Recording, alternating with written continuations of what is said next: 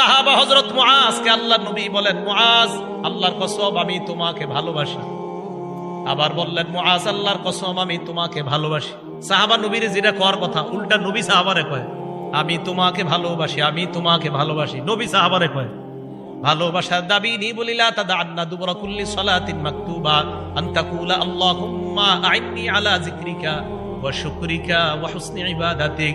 মুআজ তুমি কখনো নামাজের পর এই আমলটা ছাড়বা না, সালাম ফিরানোর সাথে সাথেই তুমি পড়বা আল্লাহুম্মা আইন্নি আলা যিকরিক ওয়া শুকরিক ওয়া হুসনি ইবাদাতিক। তুমি জিন্দেগিতেও নামাজের পরে আমলটা ছাড়বা না। তা আশাবাদী আমি। আপনারা সালাম ফিরানোর পর ইমাম সাহেব যারা আছি, আমি আলহামদুলিল্লাহ আমরা যারা আছি, আমি যেই যেই মসজিদগুলা আমার তদারকিতে আছে সব মসজিদে আমলগুলা সালাম ফিরানোর পর মুসল্লিদেরকে আমল করার সুযোগ দেওয়া। তো আল্লাহুম্মা আইন্নি আলা যিকরিক ওয়া শুকরিক ওয়া হুসনি ইবাদাতিক এই আমলটা করা। আর আস্তাগফিরুল্লাহ আস্তাগফিরুল্লাহ 3 বার পড়া, আস্তাগফিরুল্লাহ আস্তাগফিরুল্লাহ 3 বার পড়া। আর কিছু তাসবিহাত আছে, 3 বার সুবহানাল্লাহ, 3 বার আলহামদুলিল্লাহ, 33 বার সুবহানাল্লাহ, 33 বার আলহামদুলিল্লাহ, 33 বার আল্লাহু আকবার।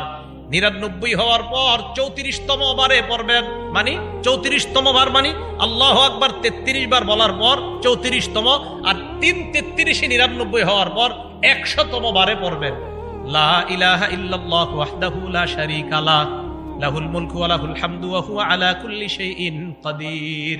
এই দোয়াটা যদি কেউ পড়ে, রাসূল আকরাম সাল্লাল্লাহু আলাইহি সাল্লাম বলেন এই 100 বার হওয়ার পর গুফিরাত খাতায়া ওয়া ইন কানাত মিসলা জাবাদিল বাহরি, সমুদ্রের ফেনা পরিমাণ গুনাহ হলেও তার গুনাহ মাফ।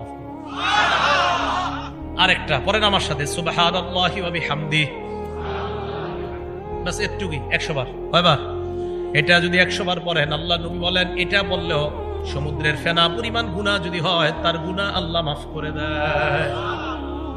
আর আয়াতুল কুরসি পড়বেন। বুলুগুল মারাম 97 নাম্বার হাদিস, এই হাদিসের মধ্যে আসছে ক্বালা রাসূলুল্লাহ সাল্লাল্লাহু আলাইহি ওয়াসাল্লাম মান ক্বারা আয়াতুল কুরসি দুবরা কুল্লি সালাতিন মাকতুবা, কোন ব্যক্তি যদি ফরজ নামাজের পর আয়াতুল কুরসি পড়ে, লাম ইয়ামনাহু মিন দুখুলিল জান্নাহ ইল্লাল মাউত, মরবে আর জান্নাতে যাবে। এই 2 জান্নাত আর ওই ব্যক্তির মাঝে ব্যবধান হলো মৃত্যুবরণ করা। মারা যাওয়ার সাথে সাথে আল্লাহ জান্নাতের মেহমান। তাহলে আয়াতুল কুরসি পড়া এটা কখনো ছাড়বেন না।